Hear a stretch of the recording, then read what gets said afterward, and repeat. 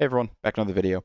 Today we're going to be looking at an Italian that I played recently that ends up converting to a pretty good endgame for white, and I think it's pretty instructive for um, managing a passed pawn and converting a one endgame into an actual winning, fully winning position.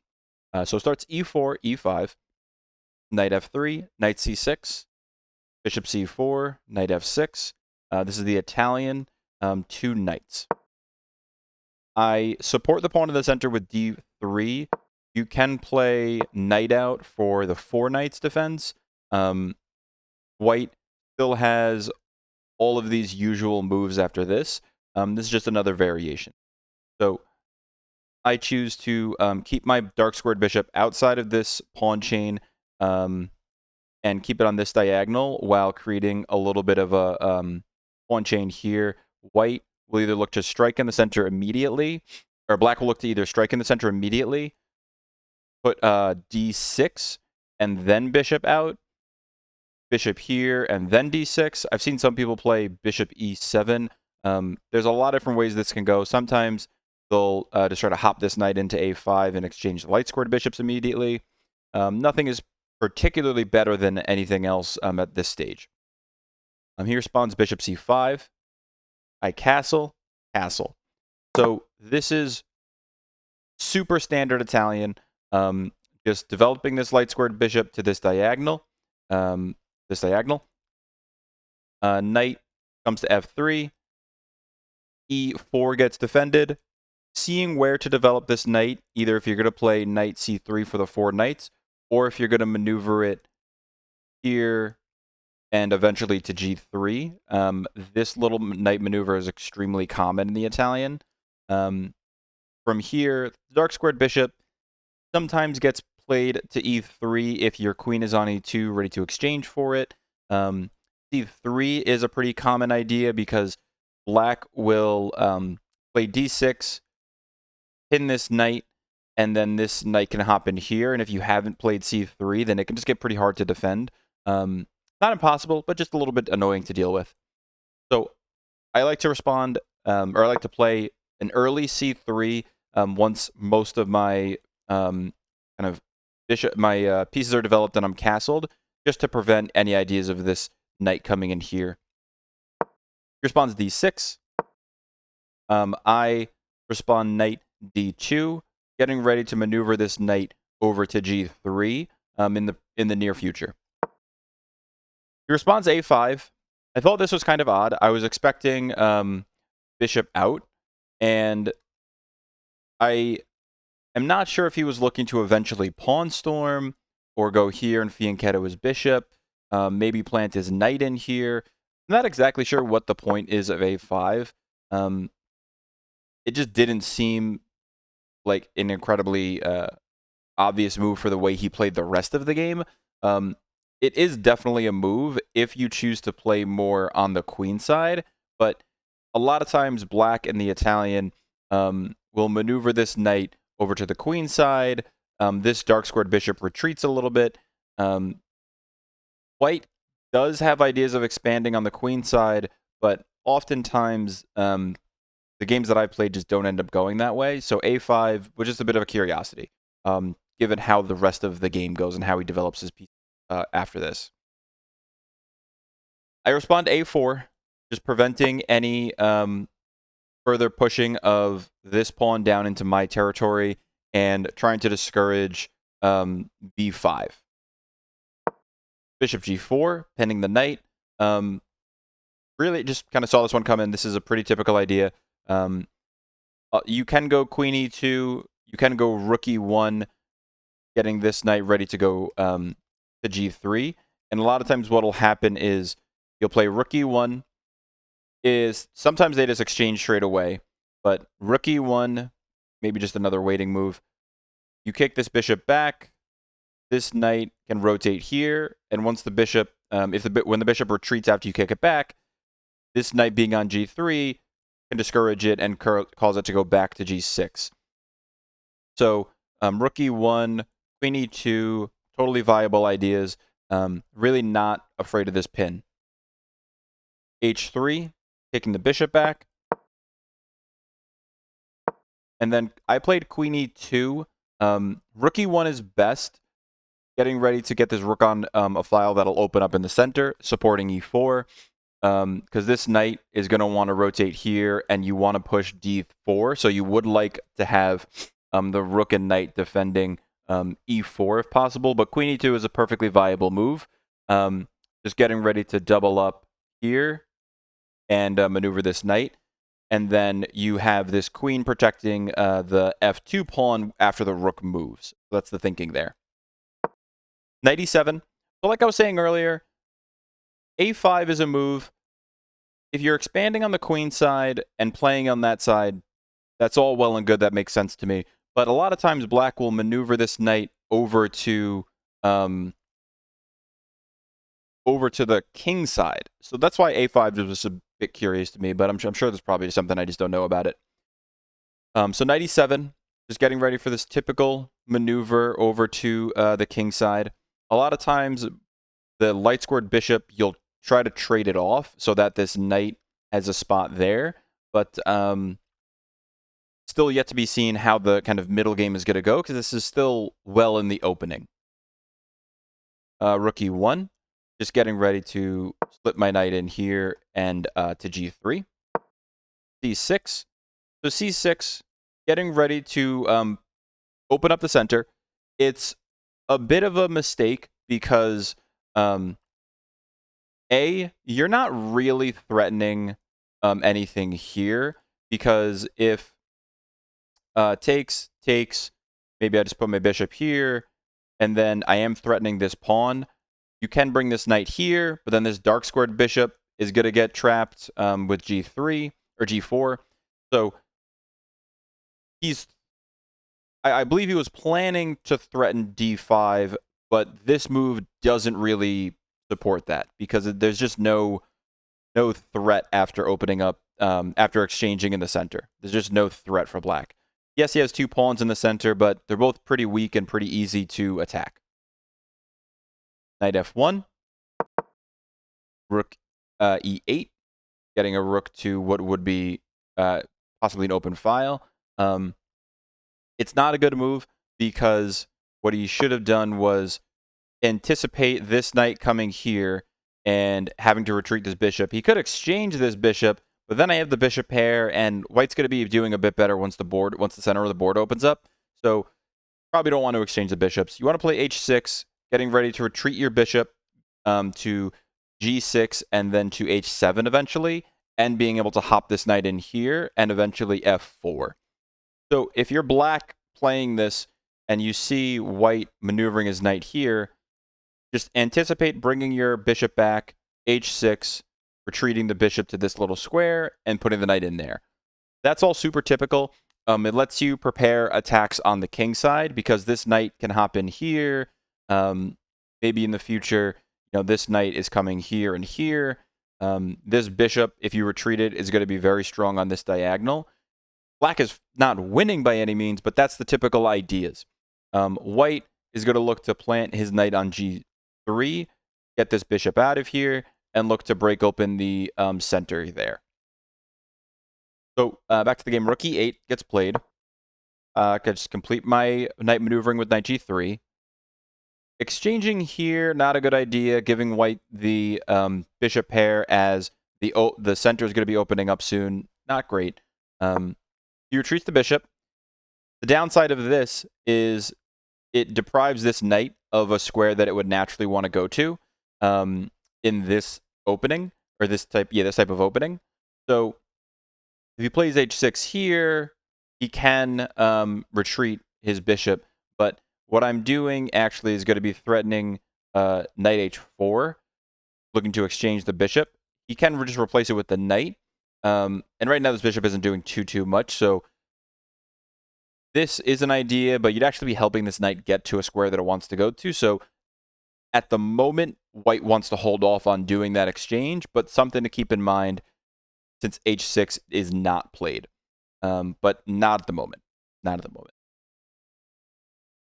Bishop g5.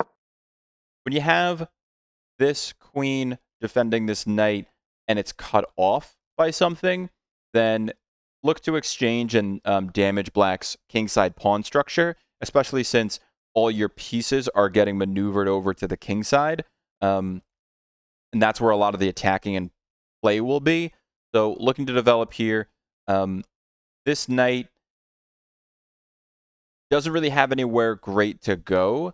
So what the second option is you're not really threatening this exchange too much because the knight can hop here and exchange for the g3 knight.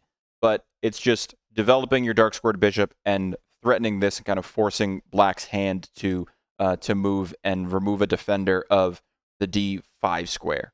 The d5 square and an attacker on the e4 square. Knight h5. So here, he couldn't push this because the pawn is pinned. So I knew this dark squared bishop had an idea of exchanging here, maybe retreating here. This didn't really seem appealing to me because I didn't really see where the bishop was going to go. If the knight gets exchanged, it sits here, but then it's kind of staring at these two pawns. He doesn't have to push d5. If he did, that would be a great help for that bishop, but he doesn't have to. And it's kind of hard to attack this pawn, especially with his dark squared bishop still on the board. Exchanging here, definitely an idea. And so besides this, what to do with the dark squared bishop, I can take here, but then it just repins myself with this light squared bishop, so I didn't want to do that.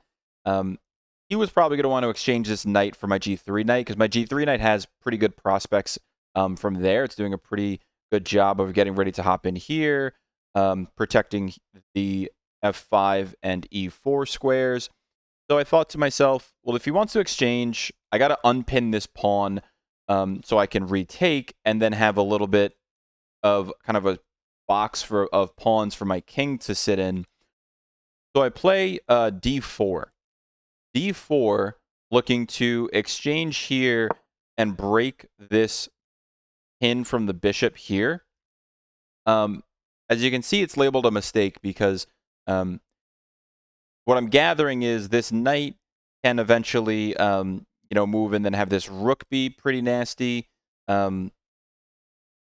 This exchange here and damaging my pawn structure isn't as good as I thought it was. It actually becomes pretty important, that exchange, later in the game. But this was a mistake because it just doesn't do for me what I wanted it to do, of blocking this, unpinning this pawn, and allowing this exchange that I thought was going to be a kind of even exchange, but it's actually not. Damaging my pawn structure around my king, not as benign as I thought it was. So what would have been a better move is knight takes, bishop takes. I didn't look at this too much yet, so I'm not sure exactly what might be best here. But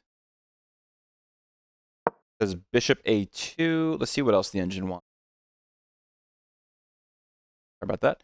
Bishop a2, queen c8, 4. That I know is a move. I tend to shy away from that because it's just so weakening around my king. I feel like I'm not great at defending against when they start launching pawns down the board on that end, but I know that is a move. Bishop g6. See what else. Gives white a slight edge, but looks like this looks playable from both sides. But definitely an edge to white. All right, we'll go back to the game. So I played d4. Not the best move. He exchanges. Exchange in the center. Can't take is here.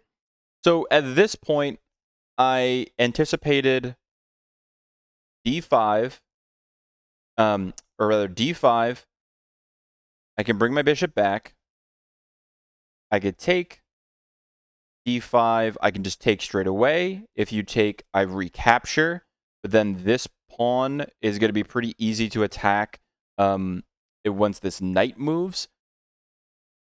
It's going to take a moment for the knight to move because the queen has to get out of the pin. So I was thinking here, takes, here. I don't know, maybe here in some ideas once the rook comes over. I was thinking d5 takes, but then the knight just hops in. d5, bishop retreating, takes, takes, takes, takes. I didn't really see advantages to any particular ideas here. So nothing really seemed too interesting here. I thought, is he just going to retreat his bishop? Is he going to go here and try to attack my rook? But I can just move my rook. Nothing too crazy there. So I was thinking a lot about exchanges in the center. He ends up going bishop b4. And when he did that, I thought to myself, he's probably going to be pushing d5 soon. I would like to keep my rook on this file to help support my e-pawn. This bishop isn't doing a ton here. It's pinning the knight, but it's kind of easy to get out of that pin and helping the queen develop a little bit. So I thought, let me bring my bishop back, try to exchange bishops, and get my queen off of this file that might be opening up soon. So I played bishop d2, looking to keep my rook here, support e4, and maybe exchange my queen, exchange bishops and get my queen off that file. He plays knight d5. So knight d5, obviously I can't take, because then I'm getting taken myself. He can't go here, but he might be looking to recapture this bishop if I exchange, if I commit the exchange. I'm not going to trade off my light squared bishop. I want to keep my bishops on the board if I can. So this was all thoughts that were going through my head. I didn't want to just move my queen here because then this rook, this bishop's pretty nasty. Could end up being a problem. So I just move my bishop. But then maybe exchange, queen takes, and knight hops there. So I didn't really see exactly what I should be doing. So I had a little bit of a think here, and I decided bishop takes d5 is probably best. Because bishop takes, pawn takes, bishop takes, pawn takes, and then I noticed I had these two dark squared pawns here. I can retreat my bishop, takes my knight, I take back with the queen, and then I have my dark squared bishop supporting my two main pawns. Looking at this pawn here, my queen is off of this file, and I liked that position a lot better than, oh, not that, than any ideas of retreating my bishop or trying to keep my bishop and having him exchange and hop his knight in there, or just moving my queen and still having to deal with the exchange. So that's why I decided on bishop takes d5. You play c takes d5, bishop takes b4, pawn takes, and then I do retreat my bishop back. Here I was thinking, we're going into the endgame. He's got these two pawns facing my two pawns on the A and B file. The D file has two pawns that are facing each other. He's not just going to push this pawn. He's going to recapture my knight because I'm up some material. I recapture with the queen. He might just push this, look to plant his bishop here. But I thought, opposite colored bishops, if anything, I'm even. But I like my prospects better in this position than had the knight been able to hop into this b4 square. Because it's a pretty good square for the knight. E takes f3. Queen takes f3. Queen b6. So you're not looking really at anything because it's protected by my bishop. I was anticipating something like locking down the center with d5, and then we get some type of even game after maybe like, rook here, d5, something along those lines. I was seeing this pawn go here. I didn't think he would just straight exchange and then try to, like attack this pawn in some way. I saw him bringing his queen here, looking for an exchange, and then having connected, not center pawn, but connected pawns on the C and D file. So there was a couple different ways I saw this position going, but I thought to myself, I have to be at least even here. And I like these two pawns on dark squares. I should be able to defend this pawn, but I thought, well, let's see how the game goes. So a bit of a waiting move. King h2, getting my king off this diagonal. Just a bit of a waiting move, seeing how are you going to go, how are you going to develop your pieces, which way is this game going to go. Queen c6, so he did go for this exchange. I thought to myself, at this point, this is when I really started calculating and thinking about this exchange. This is a light squared pawn. I don't have a bishop that can defend it. He may be able to get something going with exchanging here in the future, and then, I might be looking at a passed pawn here. If I takes, you're not going to be able to push this because I'll recapture, and you're just going to be going into my bishop, and you're not really going to be threatening anything. I was thinking I like this exchange. That's what I was thinking. And it turns out that that's actually a little bit better for white. So takes, queen takes, pawn takes. And from here, I thought this is at least even, but possibly better for white, because this bishop is now staring at this pawn that has no defending pawn, just only rooks can defend it. This pawn, while it can be attacked, defended for the moment, and it's pretty easy to have a rook on a1 that can't be attacked. I did see eventually, rook and pawn looking at g2, but I thought I have my rooks on my back rank. I can slide one to g1 pretty quickly, and there's got to be some way that I can attack this a5 pawn. I didn't see exactly how it was going to go, but I thought there's got to be something I can do. So rook takes e8, rook takes, and I was hoping to just exchange right there. So I take. Rook comes to e2. I had seen this coming earlier as something I had to keep an eye on, but I thought I can just slide my rook over and I'm not super worried. Bishop c3, just defending b2, getting my bishop in a better spot, looking to push this passed pawn. Bishop e4, rook g1. I had seen this construction in my mind a couple moves ago before I exchanged rooks, but I thought, I don't think I'm worried about these pawns coming down the board. I think I can probably play g4 pretty safely. Like this, I don't think this is as scary as it looks, because he has to worry about me pushing this pawn, and any exchanges here, I don't need to worry about it because the pawn just goes and sits on my bishop. So we play c5, we exchange. I didn't know if that was a bit of a waiting move or not, but I thought, that's fine. I could see that coming. There's nothing I need to worry about with that pawn. I'm not going to go after it right now. I don't really care about it. I start pushing my passed a pawn, getting it at the very least to this dark square so it's protected. Anticipating this bishop might be coming here. Maybe it's going to be coming here. But I thought, let me get it to a dark square and let's see how he's going to try to kind of pester my position. And if he's going to start pushing these pawns, walking his king down, I thought, let me see what he does.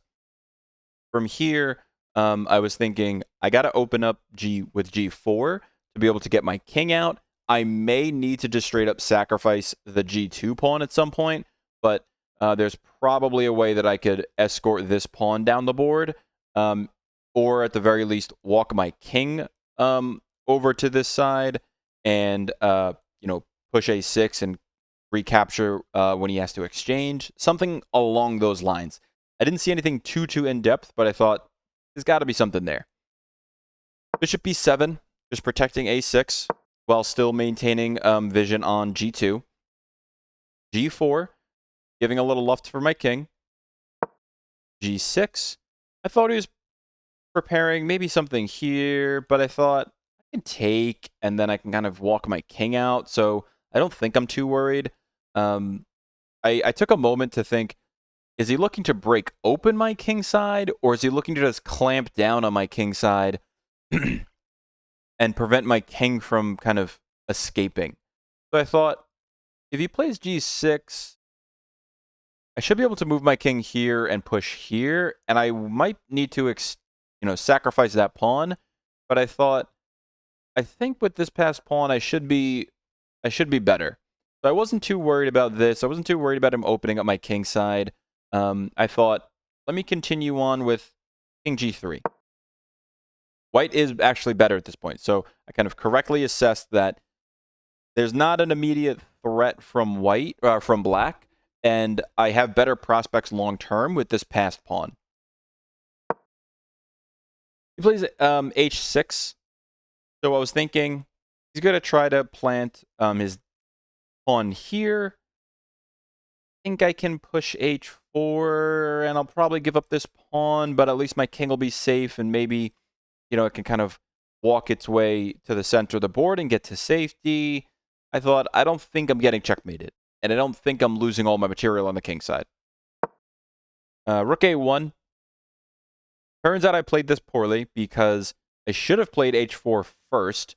I was thinking I have a tempo to play this because he didn't play g5 yet. I was thinking I'll play here. If he plays g5, then I play this. If he takes, I can go here. But turns out that doesn't work exactly how I thought. We go h4. Then I think it's rook takes. Yeah, rook takes g2. This is forced. Then f5. Yeah, the edge just f5. I got to take. Yeah.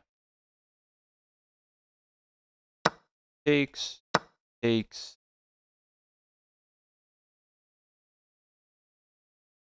Now this, I was looking at a line, but let's see what it says. Takes.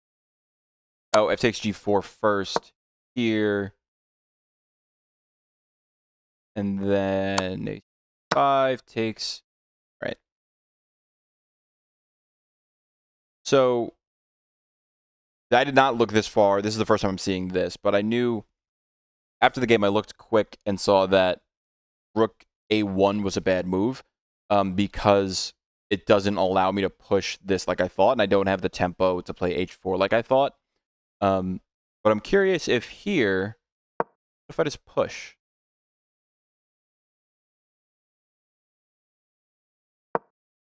Does bishop a8? All right, so it's back to even, but I did not see this far into the game. I definitely did not. Go back. Rook a1. I think I should have just played h4. I think that is best. And then here, I think I want rook d1, but what happens if I just take? H takes, and an accuracy. H takes. Rook f1. Here. Yeah, you no longer have f1, or f5. Rook e2. Getting ready for bishop here, maybe. f5. Queen e3 check. Or rook e3 check. King there. Here. What about 5? 8. I would probably just take here in the game. Let's see. An accuracy. White's still winning, but it's an accuracy. This is a bit of an interesting line. I did not get nearly this far in the game. Not nearly this far thinking. So let's get back to the game. Play rook a1. Giving up the advantage. Still a little bit better, but not an accurate way to play. He gives me a check, and I start walking my king out. I did think about this in the game. I didn't see exactly where my king was going to go. I just kept thinking, if he plays here, I can just continue walking my king, and I got to be able to get my king over to the queen side to be able to support that pawn. I don't think he's in time to push all these pawns here, so I thought, I think I'm fine. Gives me a check. I just continue walking my king. Here, I thought to myself, I think I can walk my king just all the way over here and support pushing this pawn. And I don't think he's quick enough to attack these with anything meaningful that would prevent me from pushing this pawn. So I continue to walk my king over. Pushes d4. So I didn't know why, if it was just, trying to save the pawn. It prevents this bishop from coming here. I was worried about this bishop attacking my pawns from behind, because it's pretty hard to defend that way. But I'm not sure why he played that. So I just continue walking my king over. You can see it's in white's favor so much because the king can just wake his way over so easily. King b6. Gives me a check. Bring my king back. Just ready to kind of get my rook going this way. But it looks like a better way to play the king a7, did it say? King c7. And then what? 7 check. 8.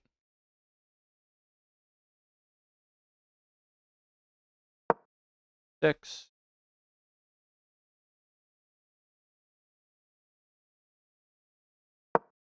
F1. What's rook F1 threatening? What is rook F1 threatening? 5. Oh, maybe here. What about rook here? Changing there, that might be no good. Yeah. Because you play here, exchange, but this king can't solo capture the bishop. Well, actually, oh yeah, what if here? I think this is better for white. For black. Yeah, for white. This got to be better for white.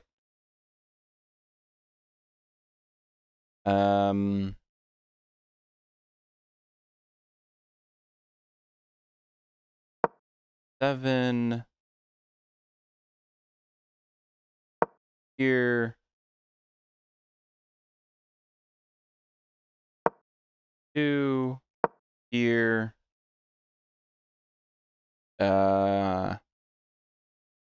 Takes.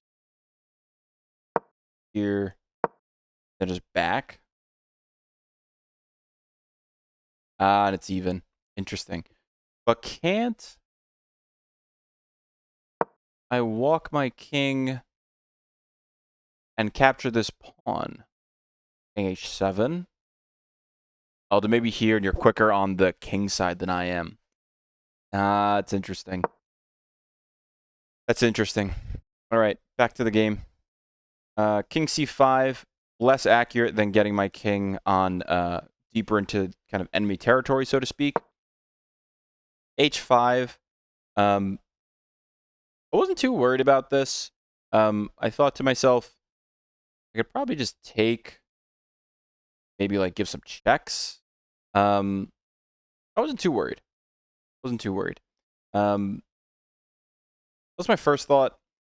I believe, I'm trying to remember what I played. I believe I just stick my pawn on g5. Just looking to kind of clamp down on that side, have him run out of waiting moves. But I remember I was looking at this quite a lot. Rook d1. Why did I play rook d1? Oh, I remember. Rook d1. Looking to get some type of mating ideas going. But He's not going to fall for that. He wasn't going to fall for that. Plays king h7. This is where I play g5. g5, kind of clamping down the position. Open. If he tries to open, I can give a check. And I can just take as well. Supported by the bishop. Rook e8. Stopping any back rank ideas of getting my rook in there. Rook d7, threatening this pawn. The king can just come back, so it's not like really threatening it, but the kind of double attack idea is threatening this pawn, forcing the king to move, and bringing my rook to a7. King g8, just defending the pawn. Nothing too crazy there. But rook a7. Getting this bishop off this diagonal, allowing me to push a6 and forcing the exchange. Bishop c8. Bishop supported by the rook. Downside of this position, rook a8. As long as I keep my king on dark squares, you're going to have a tough time defending this bishop because let's say I go, king b6 gives me a check. I go here. No more checks he can give because I'm capturing the bishop. Meanwhile, the bishop is pinned to the king the whole time. So bishop c8 is best, but it's hard to hang on to the bishop. Hard to hang on to it. Rook a8.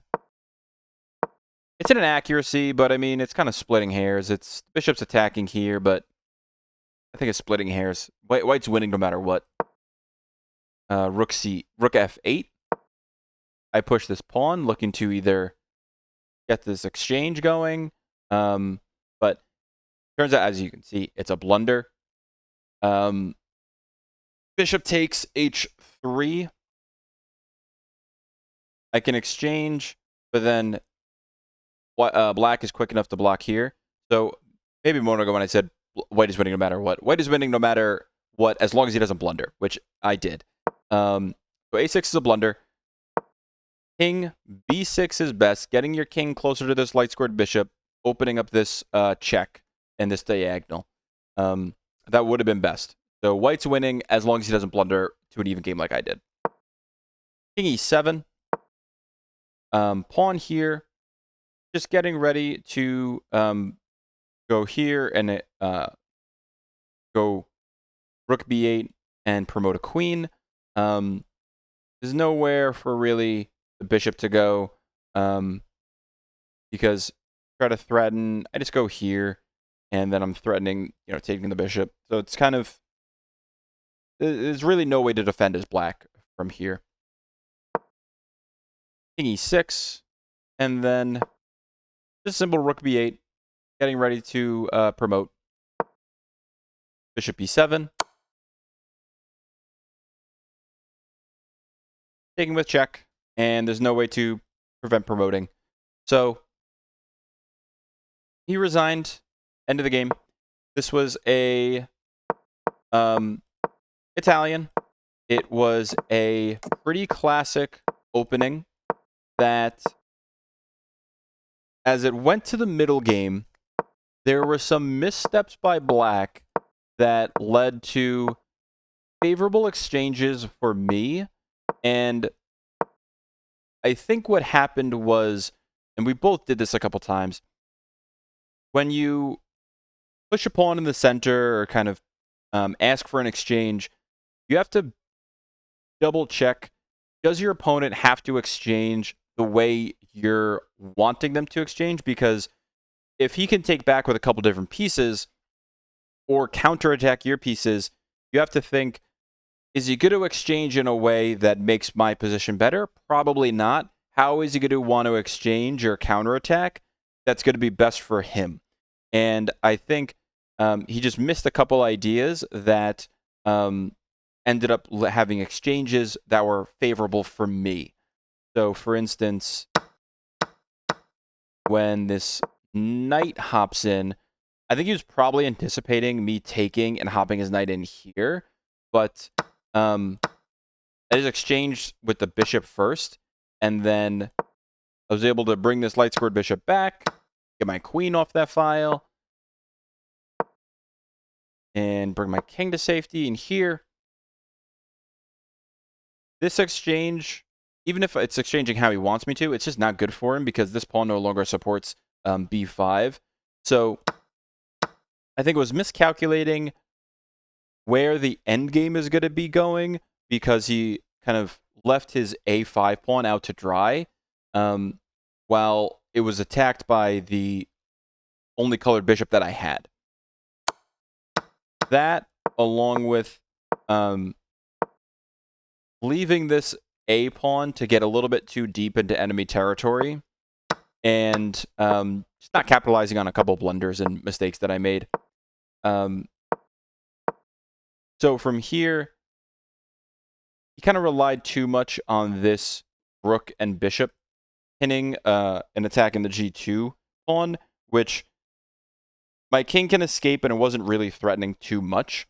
And then as we go along in the game, just a couple blunders in the endgame led to white being much better.